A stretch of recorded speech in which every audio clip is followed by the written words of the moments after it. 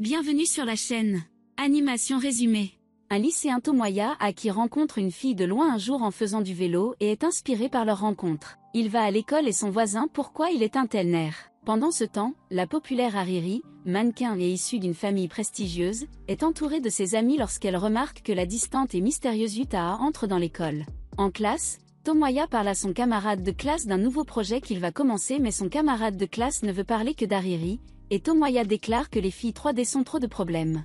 Il va plus tard voir Ariri qui est secrètement un nerd de manga et son ami d'enfance. Il lui annonce un projet important inspiré de son événement qui a changé sa vie en voyant une belle fille pour créer le simulateur de rencontre ultime.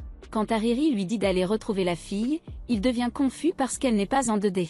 Il veut son aide parce qu'elle est une illustratrice célèbre avec le pseudonyme Egoistic Lily et tente d'utiliser sa promesse d'école primaire pour l'aider à créer des jeux. Finalement, elle refuse de l'aider parce qu'il veut jouer le rôle du gars des idées. Lors de la cérémonie d'ouverture, son camarade de classe parle de Yuta qui est connu comme un génie froid qui dort toujours en classe mais obtient des notes parfaites. Au déjeuner, Tomoya la rencontre sur le toit parce qu'il sait qu'elle est secrètement une romancière prometteuse. Il lui demande de rejoindre son projet mais elle le traite de naïf et que le brouillon est une poubelle. Il essaie de la persuader en faisant appel à son pseudonyme, Yutako, la célèbre romancière qui a vendu de nombreux livres de manga mais elle refuse de l'aider. À la fin de la journée, il essaie de persuader les filles une dernière fois mais rencontre accidentellement la fille qu'il a rencontrée qui a inspiré son jeu. Dans la salle du club audiovisuel, Tomoya a invité Ariri et Yuta, qui ont immédiatement commencé à se disputer. Ariri appelle Yuta sombre et froide, tandis que Yuta appelle Ariri pour avoir simulé ses intérêts. Ils prétendent que le projet est voué à l'échec mais commencent à se faire concurrence. Tomoya rattrape la fille dans le couloir et elle se présente comme Kado. Tomoya pense que Kado est mignon et possède les caractéristiques parfaites pour un protagoniste de simulateur de rencontre. Cependant, elle n'a aucune présence et est en fait dans sa classe depuis de nombreuses années sans qu'il ne s'en aperçoive. Elle se dit ennuyeuse parce qu'elle n'a rejoint aucun club et n'a pas d'amis. Tomoya soutient qu'elle peut travailler pour devenir moins ennuyeuse et insiste pour qu'elle s'améliore pour être une meilleure protagoniste. Il remarque également Ariri et Yuta à l'extérieur qui les rejoignent. Kado l'informe qu'ils sont tous les trois assez célèbres à l'école et que Tomoya est connu comme un énorme nerf. Il présente Ariri comme son illustrateur, Yuta comme son scénariste et Kado comme leur héroïne. Ariri et Yuta commencent à se disputer et se donnent des coups de pied sous la table. Ils discutent ensuite de la simulation de rencontre et ont du mal à faire fonctionner le script avec une héroïne aussi ennuyeuse, et ils oublient même qu'elle a quitté la table pour prendre un verre parce qu'elle est si visible. Le lendemain, Tomoya amène Kado à l'endroit où ils se sont rencontrés pour la première fois, la colline des cerisiers en fleurs qu'il a inspiré pour créer le jeu. Mais elle l'a corrigé en lui disant qu'ils s'étaient en fait rencontrés lors de la cérémonie d'entrée à leur école et qu'elle était tout simplement très oubliable.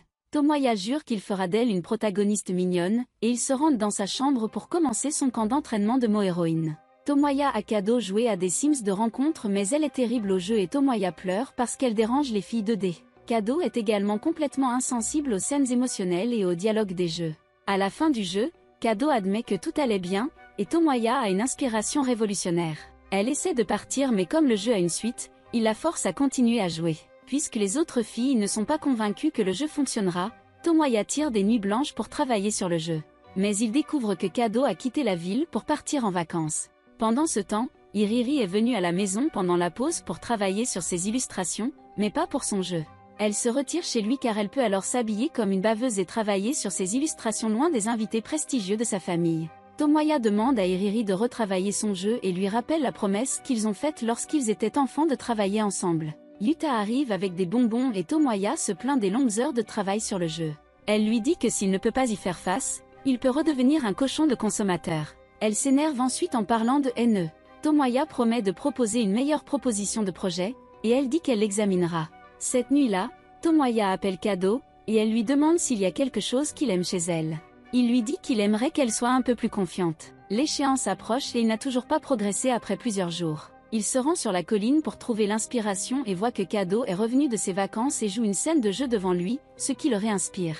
Elle est revenue tôt de ses vacances pour jouer le rôle d'une protagoniste et révèle que Iriri l'a aidé à concevoir une jolie robe pour elle et Yuta l'a aidé à jouer une scène mignonne et lui a appris les lignes à utiliser. Elle aime travailler avec eux et même si elle n'a aucune idée de ce qu'ils font, elle veut en faire partie, inspirée. Tomoya promet qu'ils feront le simulateur de rencontre ultime. Pendant ce temps, Iriri et Yuta regardent et ils se chamaillent mais acceptent de travailler ensemble. Kado et Tomoya lisent des scripts dans le train, et Tomoya considère Yuta comme un dieu pour pouvoir écrire de belles histoires tout en étant un élève de haut niveau à l'école. Il rencontre plus tard Yuta pour s'entraîner à interviewer parce que son producteur pense qu'elle a besoin d'aide. Mais Yuta ne veut pas faire d'interview et s'endort au bout de 30 secondes.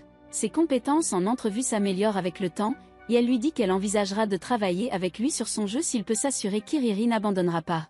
Ils ont un rendez-vous avec Iriri, et l'illustrateur et l'écrivain se mettent immédiatement en tête. Tomoya annonce une échéance pour la fin de l'année, mais ils lui disent qu'avec leurs autres responsabilités, ils ne peuvent pas finir.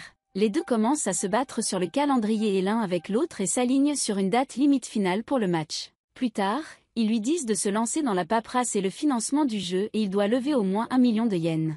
Pendant ce temps, Kado était à la réunion tout le temps et ils ont oublié. Tomoya commence à faire des petits boulots pour ramasser des fonds pour le jeu, et un jour il la voit avec son cousin. Iriri et Yuta travaillent dur pour créer le jeu, et Yuta oblige Tomoya à la nourrir à la colère d'Iriri. Iriri essaie de dessiner Kado, mais Kado est tellement inexpressif qu'Iriri ne peut pas la dessiner. Kado s'entraîne en jouant aux Sims de rencontre. Alors que Tomoya et Iriri discutent de prendre Kado à un rendez-vous pour la recherche, Yuta a une percée et parvient à écrire mais s'évanouit rapidement. Pendant qu'elle dort, l'équipe examine son travail et constate que même si Yuta est restée proche de l'idée initiale de la rencontre infernale, elle a commencé à écrire des rebondissements comme l'héroïne amnésique, les personnages ayant des vies passées les uns avec les autres et une bataille apocalyptique finale avec un Keiju. Puisque le projet est acceptable, ils décident d'aller de l'avant, et le lendemain, Kado et Tomoya se rencontrent au centre commercial pour trouver l'inspiration. Le centre commercial est bondé et Tomoya se plaint qu'il y a trop de normes. Alors que Kado n'a aucune idée de ce qu'il dit, ils vont faire du shopping ensemble et ils se perdent presque dans la foule. Mais Kado se retrouve à profiter du centre commercial. Ils finissent par acheter des lunettes et Tomoya commence à se sentir en conflit. Tomoya se souvient qu'il a rencontré Yuta lors d'une séance de dédicace, découvrant son identité d'écrivain parce qu'il était son super fan. Un jour, alors qu'elle avait un blocage d'écrivain, ils se sont rencontrés dans un café où elle lui a demandé des commentaires sur son travail récent. Elle aimait l'entendre se plaindre de ses écrits et s'endormait régulièrement. La prochaine fois qu'ils se sont rencontrés en hiver pour revoir son pré-travail, Tomoya a refusé de regarder son travail parce qu'il ne voulait pas influencer anormalement son écrivain préféré pour qu'il modifie son travail en fonction de ses attentes. Dans le présent, ils ont une réunion concernant le jeu mais une tempête de pluie arrive. Yuta séjourne dans un hôtel à proximité alors elle laisse Tomoya prendre un bain, mais est choquée lorsque son manager lui dit qu'elle a commandé une chambre pour eux deux. Tomoya quitte presque quand elle prend un bain aussi, mais ils acceptent de rester ensemble. Il parle de son travail et il est émerveillé par son dévouement à son métier.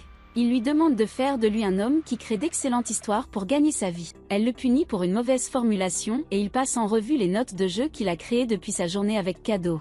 Il est impressionné par le travail que fait Kado et se dispute avec Yuta sur son scénario parce qu'il n'y a pas de fin heureuse pour leur protagoniste Kano. Il travaille tard dans la nuit et Yuta change son script. Le lendemain matin, Yuta lui demande s'il apprécie le processus de création et Tomoya découvre qu'elle a pris des photos avec lui pendant qu'il dormait. Bariri est en mode crunch pour son marché estival de la bande dessinée et est en retard sur sa date limite en raison de son travail sur le jeu. Elle demande l'aide de Tomoya pour créer un manuscrit pour l'aider à respecter ses délais, même s'il est un écrivain novice. Pour entrer dans un bon espace libre pour le manuscrit, qui est orienté vers les adultes, ils jouent les scènes et s'embarrassent mutuellement. Le lendemain, Tomoya confronte Kado qui a décidé de se faire couper les cheveux. Il lui dit qu'elle met en péril le jeu en changeant sa coiffure qui pourrait affecter leur protagoniste du jeu. Il lui demande de jouer dans plus d'animes lorsqu'une fille nommée Izumi apparaît appelant Tomoya son homme de la classe supérieure et son amie d'enfance. Elle lui demande si elle est devenue plus mature et lui donne une invitation à son étal de marché comique. Il est révélé que lorsqu'ils étaient plus jeunes, Tomoya lui a présenté des Sims de rencontres qui ont repris sa vie. Sur le chemin du retour, Tomoya et Ariri rencontrent un autre vieil ami nommé Yori qui est également sur le marché de la bande dessinée. Au départ, Yori et Tomoya se sont liés par l'anime, mais ensuite Yori a utilisé des choses ringardes pour devenir populaire auprès des filles. Yori fait maintenant partie d'un cercle d'artistes célèbres et il défie Tomoya sur Ariri en raison de ses compétences en tant qu'illustratrice célèbre. Plus tard, lorsque Tomoya et Ariri travaillent sur le jeu, ils se disputent sur de petites choses dans le manuscrit. Pour aider Kado à devenir un meilleur protagoniste, elle et Tomoya jouent à travers une autre simulation de rencontre et Tomoya est heureuse que Kado joue à des jeux pendant son temps libre. Ils essaient de ne pas impliquer Ariri qui travaille, mais Ariri aime trop le jeu et est distrait. Après le départ de Kado, Tomoya demande à Ariri s'il quittera leur groupe pour travailler avec Yori. Mais alors qu'ils jouent ensemble à la simulation de rencontre, elle dit qu'elle préfère travailler avec lui. Au marché de la bande dessinée, Il rencontre Izumi qui tient son stand. Elle est tellement heureuse de voir Tomoya et Kado qu'elle se met à pleurer. Kado voit qu'il y a beaucoup d'artistes au marché et Izumi dit qu'elle et ses amis perdent toujours de l'argent mais qu'ils viennent parce que c'est amusant. Tomoya est choqué de voir que pour un novice Izumi est très bon et il met en place un plan pour augmenter ses ventes avec une meilleure commercialisation de son travail. Bientôt, au grand plaisir d'Izumi, elle vend complètement son travail. Cependant, cette nuit-là, Hariri est contrarié que Tomoya ne complimente pas son travail comme il le fait pour Izumi. Le lendemain, Uta et Kado arrivent pour discuter des problèmes entre Hariri et Tomoya. Tomoya essaie d'expliquer qu'il essayait de louer le travail d'Izumi en tant que novice et que Hariri et Uta sont tous deux des créateurs plus expérimentés. Mais Uta lui dit qu'il ne tient pas compte des sentiments de Hariri en tant qu'ami d'enfance. Tomoya se rend au 3e jour du Comiket et demande à Yori son aide pour encourager Hariri malgré leur rivalité. Hariri, qui est restée chez elle toute la journée, est surprise lorsque Tomoya apparaît sur son balcon en recréant une scène de sa simulation de rencontre préférée. Ils semblent se réconcilier jusqu'à ce qu'ils évoquent des souvenirs de leur enfance, où Hariri et Tomoya sont devenus amis après avoir fréquenté des Sims. Mais lorsque d'autres enfants ont commencé à se moquer d'eux, Hariri a abandonné publiquement son passe-temps d'anime pour se faire de nouveaux amis. Tomoya révèle qu'il a gardé rancune parce que Hariri est resté loin de lui pendant de nombreuses années pour réparer sa réputation. Et Hariri soutient qu'elle a essayé de compenser leur perte d'amitié en travaillant sur le jeu avec lui. Ils se disputent et Hariri est déterminé à être le meilleur illustrateur pour le jeu.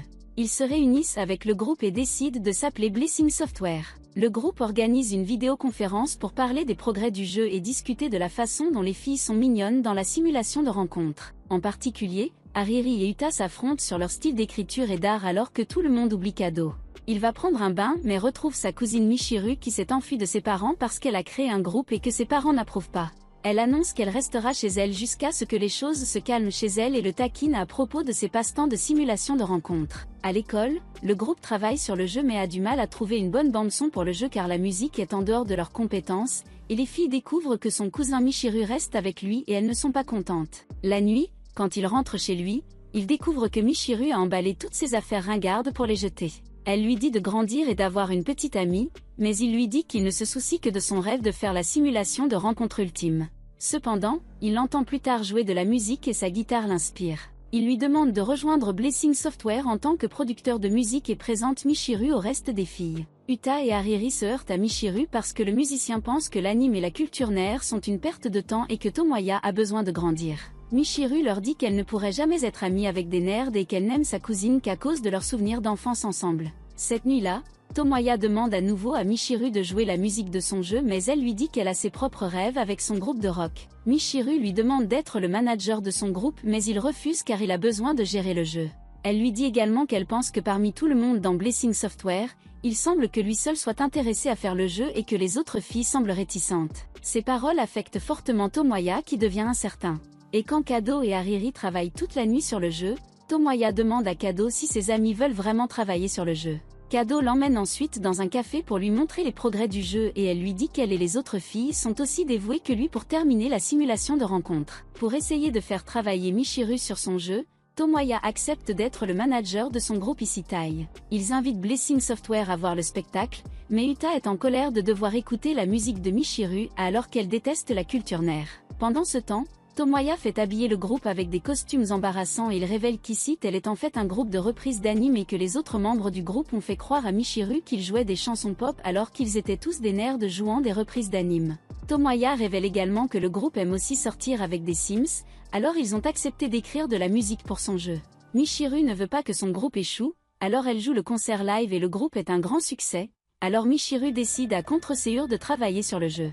Après plusieurs mois, le groupe a finalement terminé un itinéraire de la simulation de rencontre. Tomoya célèbre mais tout le monde est juste fatigué après avoir travaillé si longtemps sur le jeu. Et c'est tout pour cette vidéo. Assurez-vous de vous abonner si cela vous a plu et je vous verrai dans le prochain.